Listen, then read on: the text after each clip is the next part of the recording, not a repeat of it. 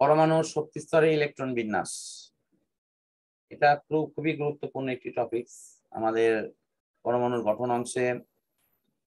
এই ইলেকট্রন বিন্যাসের ক্ষেত্রে ফার্স্ট যে নীতিটি দেওয়া আছে সেটি হলো তোমার পালির বর্জন নীতি, 2n², যেখানে n এর মান কক্ষপথের নম্বর ধরে হয়।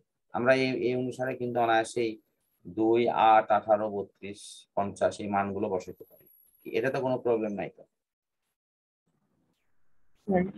আচ্ছা, তারপরে আমাদের উপশেল ধরে উপশক্তি স্তরের যে ধারণা সেটি ধরে আমরা এখানে বসাই যে প্রধান কোয়ান্টাম সংখ্যা এবং সহকারী কোয়ান্টাম সংখ্যা। সেই অপশন থেকে আমরা অনায়াসে লিখতে পারি প্রধান কোয়ান্টাম সংখ্যা ধরে এটি লেখা হয় n=1, n=2, n=3, n=4, এভাবে লিখে আমরা কিন্তু SPDF, যেখানে সহকারী কোয়ান্টাম সংখ্যায় কিন্তু s এর মান হলো 0, p এর মান হলো 1, d এর মান হলো 2 এবং f এর মান হলো কত 3। এই অপশনগুলো কিন্তু আমরা ব্যবহার করে থাকি, যেগুলো এখানে অনায়াসে দেয়া আছে। এবং এই SPDF এর এই বিন্যাস এবং গঠনের ক্ষেত্রে মৌলিক যে নীতিমালাটা অনুসরণ করা হয় যে প্রত্যেকটা অরবিটালে কি পরিমাণ ইলেকট্রন থাকবে, এই সূত্রটা কিন্তু অনেক সময় নৈবেদ থেকে দেওয়া হয়, 2 × 2 L + 1, এটা মনে রাখো, 2 × 2 L + 1, এখানে যে সূত্রটি দেখাচ্ছে। এবং এটির মান বসিয়ে কিন্তু তুমি যে কোনো সেলে কিন্তু ইলেকট্রন সংখ্যা অনায়াসে বের করতে পারবে। ঠিক আছে, এই সূত্রের ব্যবহার জানো তো নাকি? 2 × 2 L + 1। জি স্যার। ইলেকট্রন বিন্যাসের নীতির ক্ষেত্রে আমাদের মৌলিক 3টি সূত্রকে ফলো করতে হয়। সেটি হলো 3D তে না ঢুকে 4s এ কেন ঢুকলো, সেখানে আমাদের প্রধান কোয়ান্টাম সংখ্যা এবং সহকারী কোয়ান্টাম সংখ্যার মানগুলো বসিয়ে আমরা অনায়াসে দেখাতে পারি 3D তে মান হয় 5 এবং 4 মানে 4s এ মান হয় কত 4, অর্থাৎ s অরবিটালটি d অরবিটালের চাইতে এই ক্ষেত্রে কম শক্তি সম্পন্ন হয়। দেখা যাচ্ছে যে আগে s এ ঢুকতেছে পরে d তে ঢুকতেছে। এই বিষয়গুলো আমরা জানি। আরেকটি আছে হলো তোমার যে রুলসটি আছে সেটি হলো পূর্ণ এবং অর্ধপূর্ণ হওয়া নিয়ে। যে কোনো সেলের ক্ষেত্রে আমি এটি একটু তোমার হোয়াইট বোর্ড শেয়ার করে দেখাচ্ছি, মাত্র 2টি উদাহরণ আছে জাস্ট খালি মনে করে দেওয়া আর কি। একটি উদাহরণ আছে কপারের এবং আরেকটি উদাহরণ আছে তোমার হলো ক্রোমিয়ামের। তো ক্রোমিয়াম মনে হয় আছে 24 নিয়ে, আর কপারের ক্ষেত্রে 29 নিয়ে। 29টার ক্ষেত্রে কি হয়েছে, শেষে কিন্তু যে ডি অরবিটালটি আছে সেখানে 9 দেওয়া আছে, আর তার সামনে দেওয়া ছিল s, এটা 2 ছিল।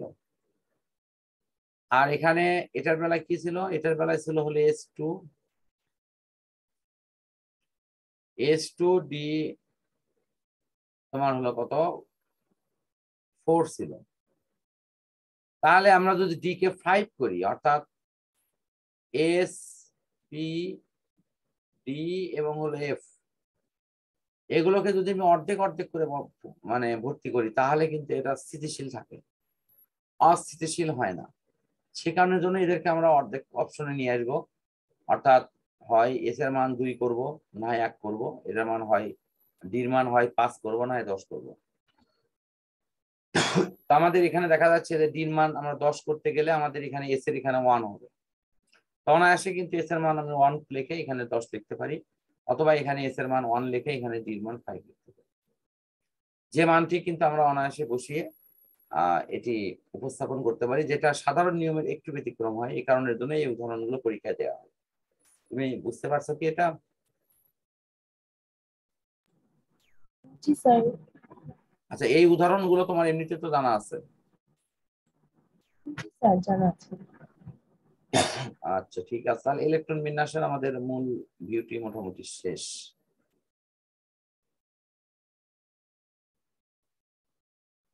ব্যতিক্রম হলো আইসোটোপ, একই মৌলের যদি ভর সংখ্যা ভিন্ন হয় তারা পরস্পরের আইসোটোপ, অথবা পারমাণবিক সংখ্যা 1 বা ভর সংখ্যা ভিন্ন তারা পরস্পরের আইসোটোপ। পারমাণবিক ভর বা আপেক্ষিক পারমাণবিক ভর, কোনো পারমাণবিক ভরটা হলো তোমার কোন মৌলের ভর। তো সেই মৌলের ভরটা কিভাবে আসবে, সেখানে আমরা সাধারণত ভর সংখ্যা হিসেবে লিখি প্রোটন সংখ্যা নিউট্রন সংখ্যার যোগফল সেখান থেকে। আর যখন আমরা কম্পেয়ার করব তখন কিন্তু এই সূত্রটি লিখবো, কোন মৌলের ভর কার্বন 12 আইসোটোপের 1/12 অংশ, এই অংশটি।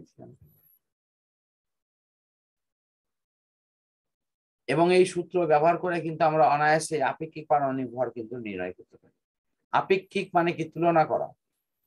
অর্থাৎ এখানে যদি বলা হয় যে এতর মধ্যে এত, একে কত, 100 কত, 100 হলো শতকরা আর একের মধ্যে হলো তোমার আপেক্ষিক, এটাই শুধু মনে রাখবা যে একের মধ্যে হলো আপেক্ষিক।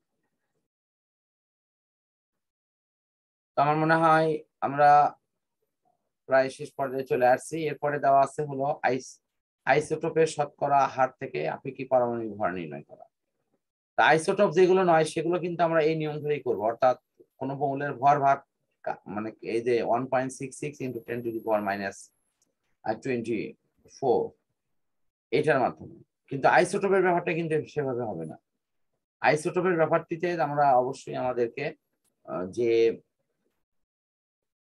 ইয়েগুলো ওখানে ব্যবহার করা হয় সেগুলো পার্টিকেল করার ক্ষেত্রে আমরা দেখা যায় শতকরা অপশনে কিন্তু এটি যেতে হবে। অর্থাৎ এখানে যেমন ক্লোরিন মানে এই হাইড্রোক্লোরিক অ্যাসিডের ক্ষেত্রে যে উদাহরণটি দেওয়া আছে, সেক্ষেত্রে দেখা যায় যে হাইড্রোজেন এবং ক্লোরিনের ভর মিলে যে টোটাল ভরটি হয় সেটি হয় 36.5, কিন্তু একা ক্লোরিনের ভরই হলো তোমার 35.5। এবং সেখানে এই মানগুলো বের করতে কিন্তু পি গুণন এম এবং কিউ গুণন এন এই সূত্রটি কিন্তু ব্যবহার করা হয়েছে। এবং এই সূত্র ধরে কিন্তু পরের লাইনে অঙ্ক করা আছে, তোমার একটু লক্ষ্য করো, এই যে মানে 35 × 75 প্লাস 37 × 24, এই অপশনকে আমরা অনায়াসে কিন্তু এই নিয়মের অঙ্ক করা বা এখানকার এই 100 তে কেন ভাগ হলো এগুলো তো তোমার দেখা আছে বা বোঝা আছে নাকি? হ্যালো, ওই রুলসটা তো তোমার জানা আছে? জি স্যার। আচ্ছা দেখো, ওই রুলসেরই ঠিক বিপরীত অঙ্ক কিন্তু এটা। এরপরে আপেক্ষিক পারমাণবিক ভর থেকে কোন যৌগের ভর বের করা, এটা একেবারে দুধ ভাত খাওয়ার মতো। যেমন হাইড্রোক্লোরিক অ্যাসিডের ভর বের করো বা সালফিউরিক অ্যাসিডের ভর বের করো, সেটা এখানে করি। এরপর তেজস্ক্রিয় আইসোটোপের ব্যবহার, এটা মূলত রিডিং করা। আমরা এগুলোর ব্যবহার করার ক্ষেত্রে দুটি ব্যবহার দিকে, একটি রোগ নির্ণয় আর একটি রোগের নিরাময়।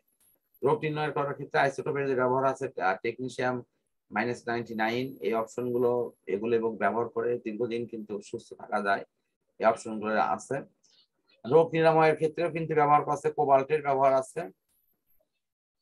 ফসল ফলানোর ক্ষেত্রে কিন্তু আইসোটোপের ভূমিকা আছে। যারা বিভিন্ন হাইব্রিড ফসল ফলায় তারা কিন্তু আইসোটোপের মাধ্যমে কিন্তু এটি উৎপন্ন করে। মানে ক্ষতিকর পোকামাকড় দমনের ক্ষেত্রে আইসোটোপের ব্যবহার মানে আমরা অনায়াসিক করে পোকামাকড়কে দমন করতে পারি।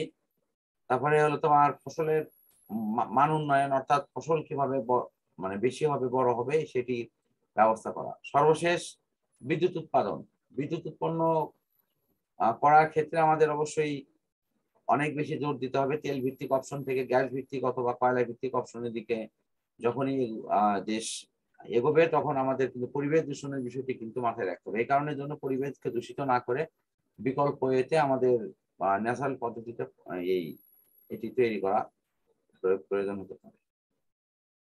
তো আমাদের আজকের এই আলোচনাটি মোটামুটি আমরা শেষ পর্যায়ে চলে আসছি। তেজস্ক্রিয় আইসোটোপ এবং তার প্রভাব, সেটি কিন্তু ওই আগের ওই অপশনটি থেকেই আসবে, যে তেজস্ক্রিয় পদার্থগুলোর যে আইসোটোপ গুলো আমরা তৈরি করি সেটির ব্যাপারে এখানে বলা হয়েছে। সেই আইসোটোপ গুলো হওয়ার অর্থ হচ্ছে একই মৌলের পরমাণু কিন্তু তাদের ভরগুলো ভিন্ন ভিন্ন হবে এবং এদের আরেকটি পরিচয় থাকবে, এরা হলো তোমার তেজস্ক্রিয়।